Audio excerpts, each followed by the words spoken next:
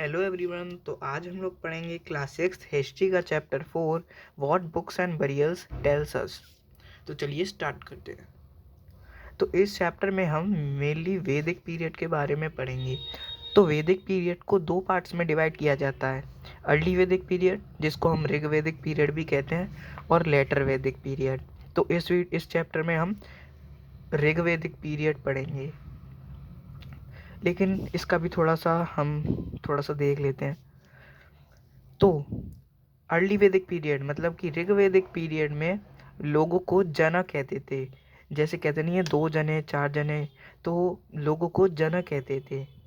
और यहाँ की जो इकोनॉमी थी, एक मिनट, यहाँ की जो इकोनॉमी थी वो कैटल, काउ, शीप, गोट ऐसे इन पे बेस्ड थी। यहाँ पे एग्रीकल्चर नहीं हो रहा था। लेकिन 1000 बीसी में आयरन की डिस्कवरी होने की वजह से लेटर वैदिक पीरियड आ गया, जिसमें जनपद, जनपद क्या होता है? जनपद उस जगह को कहते हैं जहाँ पे जना रहते हैं, मतलब लोग जहाँ पे जना रहते हैं उसको कह दिया जनपद।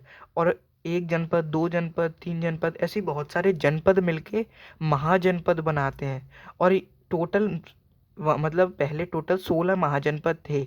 उनके नाम एक मिनट में, उनके नाम मैंने यहाँ पे नहीं लिखे, आप लोग बुक में देख लेना तो आपको नाम मिल जाएंगे, ठीक है। तो महाजनपद 16 थे। तो 16 महाजनपद आपस में लड़े थे इस एरिया की, मतलब वो जो एरिया था जहाँ पे वो रह रहे थे, उस एरिया की सुपरमेसी के लिए वो 16 महाजनपद लड़े थे। और उनमें जीता कौन था? मगध। मगध किंगडम में मैंने आपको चैप्टर 1 में भी बताया था। तो ये जीता था मगध किंगडम। अब नीचे कर लेते हैं।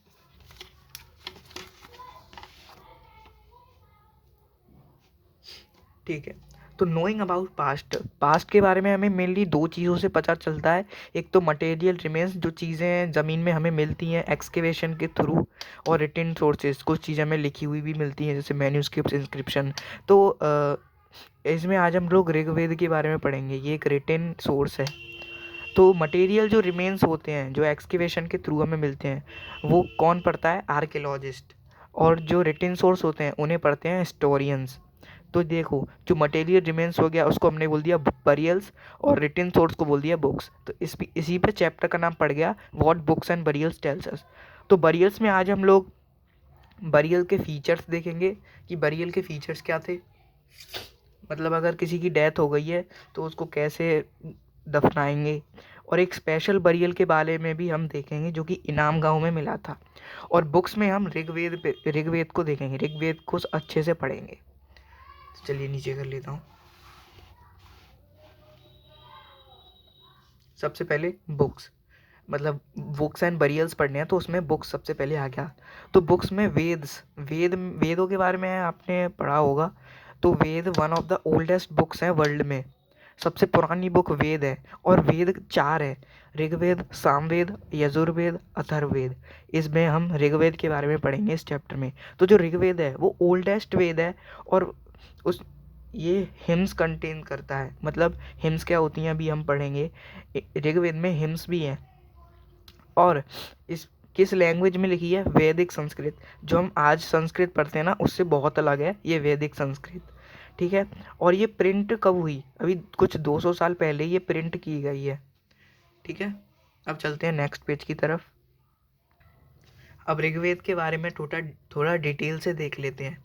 तो जो ऋग्वेद है वो 3500 ईयर्स अगो कंपोज किया गया था। मतलब 3500 ईयर्स अगो ये बनाया गया था ऋग्वेद। और ऋग्वेद के अंदर 1000 से भी ज़्यादा हिम्स है। हिम्स का मीनिंग होता है सुक्ता या फिर वेल सेड, ये आपके एनसीईआरटी में दे रखा है। अब हिम्स के बारे में अभी हम और आगे पढ़ेंगे। तो हिम्स आर फॉर, और we can say hymns devote. Hymns किसके लिए होती थी? हम हिम्स किसको मतलब किसके बारे में लिखते थे? तो गॉड एंड गॉडेस, भगवान के बारे में लिखते थे। यहाँ पे 3 मेजर गॉड्स के नाम दिए हुए हैं। Agni, god of fire, Indra, warrior god, Soma, Soma एक प्लांट था जो एक स्पेशल ड्रिंक बनाने के लिए यूज़ किया जाता था, ठीक है। अभी कुछ और पॉइंट है ऋग्वेद के बारे में नीचे। तो हिम्स कंपोस्ट की जाती थी सेजिस के द्वारा, मतलब ऋषि, ऋषि तो आप जानते होंगे। और प्रीस्ट मतलब पुजारी होता है। तो प्रीस्ट स्टूडेंट्स को सिखाते थे कि कैसे रिसाइट किया जाता है इन हिम्स को और कैसे इनको लर्न किया जाता है। तो मेजॉरिटी ऑफ हिम्स मतलब हिम्स बनाने की जो मेजॉरिटी वो मैन कंपोज्ड है, मतलब मेजॉरिटी तो मेंस की थी कि मेन बनाएंगे इसको, लेकिन कुछ हिम्स ऐसी हैं जो वुमेन के द्वारा भी कंपोज की गई हैं। तो ऋग्वेद व रिसाइटेड, ऋग्वेद रिसाइट किया जाता था, मतलब गाया जाता था और सुना जाता था, सिर्फ रीड नहीं किए। मतलब आजकल हम बुक्स रीड करते हैं तो सिर्फ रीड करते चले गए, लेकिन ये जो ऋग्वेद है उसको हम गाते थे, सुनते थे, rather than being read only. सिर्फ पढ़ने के अलावा हम उसको मतलब एक ऐसा मान लो कि एक फ्लो में एकदम बढ़िया पढ़ते थे उसको। और written down after several centuries of being composed, compose करने के कुछ ही सालों बाद उसको लिख लिया गया था। मतलब जब वो कंपोज की गई थी तो उसके कुछ सालों बाद उसको अच्छे से लिख लिया गया था। तो यहाँ पे हमारा ऋग्वेद कंप्लीट हो गया है। अब चलिए चलते हैं नेक्स्ट पेज की तरफ। अब हम पढ़ लेते हैं hymns. Hymns written in dialogue form, ये डायलॉग फॉर्म में लिखी रहती थी। तो यहाँ पे एक हिम दे रखी है, मतलब एक हिम है जिसके जिसमें कन्वर्सेशन हो रहा है किसके बीच में, विश्वामित्र, विश्वामित्र एक सेज है मतलब ऋषि है, और दो रिवर, विश्वामित्र और दो रिवर हैं ब्यास और सतलज, इनके बीच में कन्वर्सेशन हो रहा है, मतलब बातचीत हो रही है। तो विश्वामित्र रिवर्स से कन्वर्सेशन कर रहे हैं, इसका कंक्लूजन क्या निकलता है कि ये ऐसी जगहों पे रहते थे जहाँ दो रिवर फ्लो करती हैं, मतलब इन दो रिवर से ये बातचीत कर रहे हैं, मतलब ऐसी जगह पे रहेंगे ना जहाँ पे वो रिवर बह रही होंगी। और इन रिवर को कंपेयर कर रहे हैं किससे, हॉर्स और काउ से, मतलब इन दो रिवर को हॉर्स और काउ से कंपेयर कर रहे हैं। इसका मतलब ये दो जानवर बहुत वैल्यूएबल थे उस जमाने में, ठीक है। Many hymns in Rigveda are about cattle horses and chariots, बहुत हिम्स ऋग्वेद के अंदर cattle horses and chariots, chariots मतलब होता है जैसे रथ में एक घोड़ा होता है और उसके पीछे जो गाड़ी नहीं लगी रहती उसको हम बोलते हैं चैरियट्स। अब इसको नीचे कर लेता हूँ, ठीक है। Rigveda has many prayers in the form of hymns, Rigveda में बहुत सारी प्रेयर्स हिम्स के फॉर्म में है। और प्रेयर्स किसके लिए, कौन कर रहा है प्रेयर्स, या फिर किसके लिए, कैटल के लिए, चिल्ड्रन स्पेशली जो लड़के हुआ करते थे उसमें, हॉर्सेस, हॉर्सेस के लिए भी प्रेयर्स थी। हॉर्सेस को चैरियट से बाइंड कर दिया जाता था जो, और उसके बाद उनको यूज़ किया जाता था बैटल में। अब बैटल क्यों लड़ा जाता था, आप लोग देख रहे हो एक पॉइंट के अंदर से दूसरा पॉइंट निकल रहा है, इसी तरीके से हिस्ट्री पढ़ी जाती है। मैं जो आपको नोट्स प्रोवाइड करता हूँ वो एनसीईआरटी से बिल्कुल हटके है, उसमें आपको बहुत मतलब बहुत आपको कॉम्प्लिकेटेड लैंग्वेज में दे रखा है, लेकिन मैं आपको एकदम सिंपल में ला के दे देता हूँ, ठीक है। और कुछ एक्स्ट्रा पॉइंट्स भी प्रोवाइड करता हूँ जिससे आपको आपके एग्ज़ाम में लिख के आओ और आपको एक्स्ट्रा मार्क्स मिले, ठीक है। वाई बैटल वॉट, हमने यहाँ पे देखा कि हॉर्सेस के लिए हिम्स की प्रेयर्स होती थी और वो उन हॉर्सेस को चैरियट्स पे बाइंड कर दिया जाता, चैरियट से बांध दिया जाता था जो कि बैटल में यूज्ड होते थे। अब बैटल क्यों लड़े जाते थे, टू कैप्चर कैटल, कैटल को कैप्चर करने के लिए, टू कैप्चर लैंड, जगह को कैप्चर करने के लिए, जिससे उस जगह को कैप्चर करने के बाद उनको पास्चर्स मिले और उस जगह पे वो हार्डी क्रॉप्स ग्रो कर पाएँ। हार्डी क्रॉप्स क्या होते हैं, crops that survived in low temperature, जो क्रॉप्स लो टेम्परेचर में भी सर्वाइव कर जाएं उन क्रॉप्स को कहते हैं हार्डी क्रॉप्स। फॉर वाटर, पानी के लिए, टू कैप्चर पीपल, लोगों को भी कैप्चर करने के लिए, मतलब जनता, एक राजा की जनता को कैप्चर करने के लिए, ठीक है। तो उस बैटल में जो मैंने आपको बताया कि बैटल क्यों लड़ी जाती थी, तो उस बैटल में जो जीतता था उसको बहुत सारी वेल्थ मिलती थी, वेल्थ मतलब पैसा, चांदी, सोना, ये सब, जो कि डिस्ट्रीब्यूट कर दी जाती थी किस किस में, टू प्रीस्ट, पुजारियों को दे दी जाती थी, लीडर्स, लीडर्स को तो मिलेगी ना, वो लड़ेंगे तो। और एक और बात कि लीडर्स की अपनी स्टैंडिंग आर्मी नहीं थी, मतलब स्टैंडिंग आर्मी मतलब होता है अलग से उन्होंने कोई आर्मी बना के नहीं रखी थी, अगर कहीं पे युद्ध हो रहा है तो वो अपनी जनता को ही कह देंगे कि आओ हमारे साथ लड़ो, और मोस्टली मैन लड़ते थे।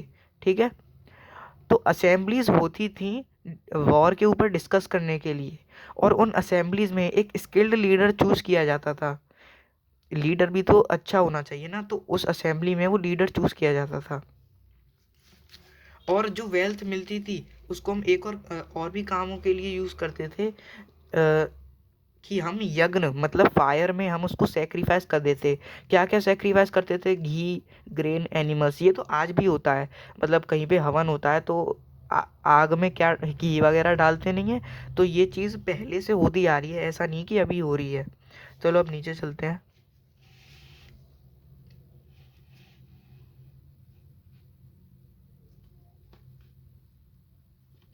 Now people of Rigvedic period were divided in two groups. Rigvedic period के लोग दो ग्रुप्स में डिवाइड थे, प्रीस्ट और राजास। प्रीस्ट तो मैंने आपको बता दिया, पुजारी। दे परफॉर्म रिचुअल्स, वो रिचुअल्स परफॉर्म करते थे। और ये जो राजाज है ना, ये कोई महाराजा वाला राजा नहीं है, किंग वाला राजा नहीं है। राजा मतलब नॉर्मल लोग। इनके पास अपनी कैपिटल नहीं होती थी, ना इनके पास अपनी आर्मी या फिर अपने महल होते थे, और इनके जो सन मत बेटे थे वो सक्सीड होते नहीं थे। ठीक है, और नीचे कर लेता हूँ। Two ways to describe people और कम्युनिटी। कोई पीपल या फिर कम्युनिटी है उसको डिस्क्राइब करने के दो वेज थे, या तो जन, मैंने आपको बताया था शुरू में ही, और एक विश।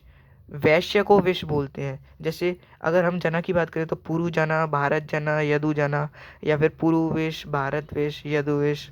मतलब ये तो नहीं आएगा यहाँ पे विश, लेकिन ऐसे हम इनको डिस्क्राइब करते थे। तो अभी चलती है नेक्स्ट पेज की तरफ। अब हम पीपल को और थोड़ा सा देख लेते हैं। तो पीपल में आर्यंस और दास और दया दस्यास। आर्यंस कौन थे? जो हिम कंपोस्ट करते थे उनको हम आर्यंस कहते हैं, और वो अपने अपोनेंट को ही दास या फिर दस्यास बुलाते थे। तो दास और दस्यास ये अपोनेंट थे आर्यंस के, और ये अलग अलग भाषाओं में बोलते थे। तो इसी वर्ड से एक नाम आया है दासी, फीमेल स्लेव्स। ये स्लेव्स होते थे, दासी मतलब, ये एनसीईआरटी में दे रखा है कि दासी मतलब फीमेल स्लेव्स। ठीक है, तो अब हमारा बुक्स का टॉपिक कंप्लीट हो गया। अब हम आते हैं अपने बरियल्स पे। चलो अब आ जाते हैं बरियल्स। तो बरियल्स में सबसे पहले मेगालिथ्स। मेगालिथ्स मतलब क्या होता है? मतलब बड़े पत्थर। ठीक है, practice of erecting megaliths began 3000 years ago. Megaliths को इरेक्ट करने का मतलब जहाँ पे बरियल्स होता है वहाँ पे मेगालिथ्स को रख देते हैं हम। तो ये चीज़ कब चालू हुई? 3000 साल पहले। कहाँ स्टार्ट हुई? कश्मीर, मतलब यहाँ पे नॉर्थ है, यहाँ पे ईस्ट है, यहाँ पे साउथ है। कश्मीर, दक्कन मतलब साउथ, और नॉर्थ ईस्ट, इन जगहों पे ये चीज़ स्टार्ट हुई। और ये क्या इंडिकेट करता है? मेगालिथ क्या इंडिकेट करता है? ये क्वेश्चन आ रखा है यूपीएससी के प्रीलिम्स में कि मेगालिथ्स क्या इंडिकेट करता है। तो ये बरियल साइट इंडिकेट करता है, मतलब जहाँ पे ये मेगालिथ्स हैं इसका मतलब वो एक बरियल साइट है। ठीक है, अब इसको नीचे कर लेता हूँ।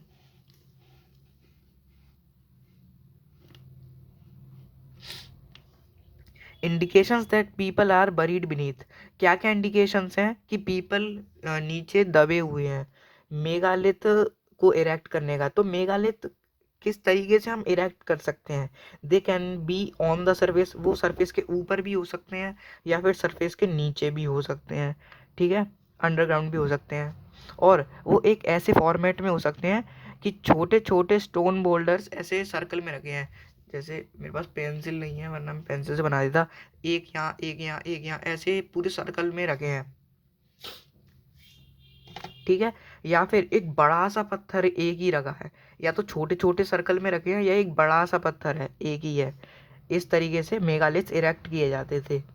चलो अब चलते हैं नेक्स्ट पेज की तरफ।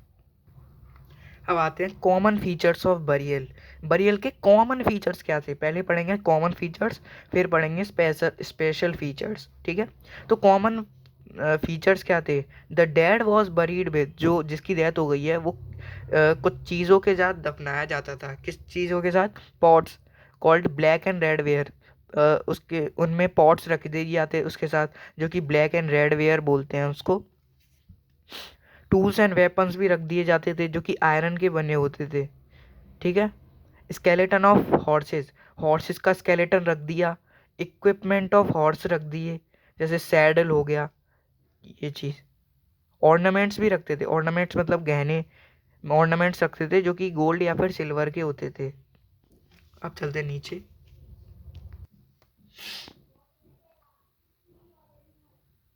नाउ आर्कियोलॉजिस्ट ने एक्सकेवेशन की और ये देखा कि एक बरियल पे कम चीज़ें हैं और किसी बरियल पे बहुत ज़्यादा चीज़ें हैं। तो इससे क्या कंक्लूजन निकलता है कि जिस जिस बरियल पे कम चीज़ें हैं वो गरीब लोगों का है, और जिस पे ज़्यादा हैं वो रिच मतलब अमीर लोगों का है। इसका एक एग्जांपल है ब्रह्मगिरी साइट पे मिला हुआ एक बरियल, और उस बरियल में क्या क्या मिला था, 33 गोल्ड बीट्स, बीट्स मतलब मालाएं, तो 33 सोने की मालाएं मिली।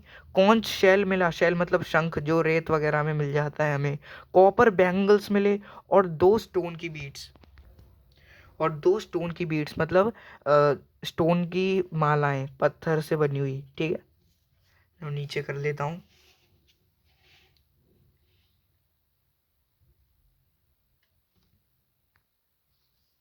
Next, archaeologist founded that more than one skeleton in one burial. Archaeologist को कहीं कहीं एक एक बरियल में एक से ज़्यादा स्केलेटन मिले। तो इसका क्या कंक्लूजन निकलता है कि जो स्केलेटन है वो सेम फैमिली से बिलोंग करते हैं, और उनके बरियल को आइडेंटिफाई करने के लिए कि ये बरियल इस इंसान का है, वो एक साइन पोस्ट रख देते थे, ठीक है। और might have been buried at different time, वो स्केलेटन अलग अलग टाइम पे बरीड किए जाते थे, मतलब अ, उसके साथ एक अभी कर दिया एक बाद में, मतलब अलग अलग टाइम पे दोनों बरी किए गए थे। चलिए चलते नेक्स्ट पेज की तरफ। अब हम पढ़ेंगे इनाम गांव के बारे में। तो इनाम गांव कहाँ सिचुएटेड है, नियर रिवर घोड़, घोड़ रिवर के पास। घोड़ क्या है, एक ट्रिब्यूटरी है रिवर भीम, भीम रिवर की एक ट्रिब्यूटरी है रिवर घोड़। तो इसके पास ये इनाम गांव है। तो इनके इनकी हम तीन, इनाम गांव की हम तीन चीज़ों के बारे में पढ़ेंगे, जनरल बरियल, स्पेशल बरियल और ऑक्यूपेशन। तो ऑक्यूपेशन तो ज़्यादा नहीं है, इसमें लोग जो रहते थे वो क्या क्या काम करते थे, कुछ फार्मर थे, कुछ हंटर थे, कुछ गैदरर थे, ठीक है। अब आ जाते हैं इनाम गांव के बरियल पे। पहले पढ़ेंगे जनरल बरियल, उसके बाद स्पेशल बरियल, ठीक है। तो general burial, man general burial मतलब एक कॉमन जो कि होता है हर जगह। Man did man laid straight and his head was northwards, जो इंसान की डेथ हुई है वो स्ट्रेट लिटाया जाता था, और उसका जो हेड है वो नॉर्थ में किया जाता था। बरियल्स विद इन हाउसेज, कभी कभी घर के अंदर ही उसको दफना देते थे इंसान को, और उसके साथ कुछ बर्तन और कुछ अनाज वगैरह भी रखते थे, अनाज पानी ये सब। मैंने आपको बताया था वो लोग लाइफ आफ्टर डेथ में बिलीव करते थे, ठीक है। नाउ स्पेशल बरियल, इनाम गांव का स्पेशल बरियल में क्या होता था, मैन को क्रॉस लेग्ड में लेटाते थे। मतलब पहले तो उसके जो पैर हैं वो ऐसे सीधे रहते थे, लेकिन इस वाले बरियल में अ, ऐसे रहते थे, ठीक है। और उसके साथ साथ ग्रेनरी, ग्रेनरी भी उसमें उसके साथ रखते थे, मतलब अनाज भी रखते थे। और burial war 4 leg clay jar, वो एक 4 लेग्ड क्ले जार में हुआ करता था। आपने फिल्मों में देखा ही होगा कैसा होता है, जिसमें हम बरियल रखते हैं वो कुछ ऐसा टाइप का होता है। पेंसिल नहीं है वरना मैं यहाँ पे बना देता। मैं आपको यहाँ पे नहीं फोटो तो नहीं लगा सकता, सॉरी, बट आप देख लेना गूगल पे सर्च करके, ठीक है। 4 लेग्ड क्ले जार था वो, जिसको हम कोर्ट यार्ड में दफनाते थे। He she would be a chef, she sorry chief, जहाँ पे स्पेशल बरियल होता था ना जिसके घर में, वो एक चीफ हो सकता था, क्योंकि इतने अच्छे से ये जो स्पेशल बरियल है इसको कोई चीफ ही परफॉर्म करवा सकता है, ठीक है। अब हम आ जाते हैं नीचे। अब आ जाते हैं स्केलेटन्स। देखो, अगर जब हमें कोई स्केलेटन मिलता है तो हम कैसे पता लगाएंगे कि ये आदमी का है, औरत का है, बच्चे का है या बड़े का है। तो इसके भी कुछ मतलब चीज़ें हैं। If the skeleton is big it is of adult, अगर स्केलेटन बड़ा है स्केलेटन मतलब कंकाल होता है, अगर आपको नहीं पता तो। अगर कंकाल मतलब स्केलेटन बड़ा है तो वो एक अडल्ट का है, अगर छोटा है तो बच्चे का है। अगर उसकी पेल्विक बोन ब्रॉड है तो वो फीमेल की। आपको पता ही होगा कि फीमेल की जो पेल्विक बोन होती है वो काफ़ी ब्रॉड होती है, मतलब चौड़ी होती है। तो अगर उसकी पेल्विक बोन ब्रॉड है तो वो फीमेल की है। ज्वेलरी तो दोनों के द्वारा पहनी जाती थी, मेल और फीमेल दोनों के द्वारा।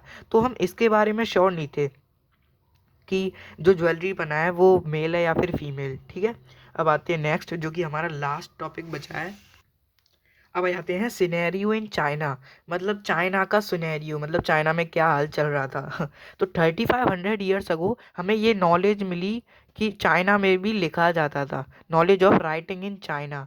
कौन लिखता था? स्क्राइब्स, स्क्राइब्स लिखते थे। ठीक है, राइटिंग ऑन एनिमल बोन्स, मतलब वहाँ पे एक रिचुअल परफॉर्म किया जाता था। क्या होता था कि जो जानवर है उनकी हड्डियों पे कुछ लिख दिया, उसके बाद उनको आग में डाल दिया तो वो बोन कड़क हो जाती थी आग में जल के, क्रैक। और वो स्टडी की जाती थी फ्यूचर टेलर से। फ्यूचर टेल एस्ट्रोलॉजर्स बोलते हैं शायद उनको। तो उनके द्वारा स्टडी की जाती थी वो बोन्स, और वो ये बताते थे, मतलब जो वहाँ के जो किंग्स थे वो उस उन फ्यूचर टेलर से ये पूछते थे, मतलब कुछ क्वेश्चन पूछते थे उन बोन्स को स्टडी करने के बाद, कि क्या वो राजा जो युद्ध है वो जीतेगा, क्या उसका बेटा राजा बनेगा, या फिर क्या जो हमारी फसल है वो अच्छी होगी। ऐसे ऐसे कुछ क्वेश्चंस पूछे जाते थे। तो जो किंग क्वेश्चन पूछता था वो किंग महलों में रहता था, उसके बाद बहुत सारी वेल्थ, मतलब बहुत सारा पैसा था। और लेकिन वो आयरन का यूज़ नहीं पता था। आयरन का यूज़ कब हुआ था? 1000 BC पहले हुआ था आयरन का डिस्कवरी, 1000 BC पहले। ठीक है, तो ये चीज़ें किसके बारे में? किंग्स ऑफ चाइना के बारे में। ठीक है, तो सिनेरियो चाइना भी हो गया। तो ये चैप्टर पूरा कंप्लीट हो चुका है। तो अगर आपको कुछ ना समझ में आया हो तो आप मुझसे कमेंट में पूछ सकते हो। अब मिलता हूँ मैं आपसे चैप्टर 5 में, तब तक के लिए वीडियो को लाइक कर देना, अपने फ्रेंड्स के साथ इस वीडियो को ज़रूर शेयर करना। Bye bye.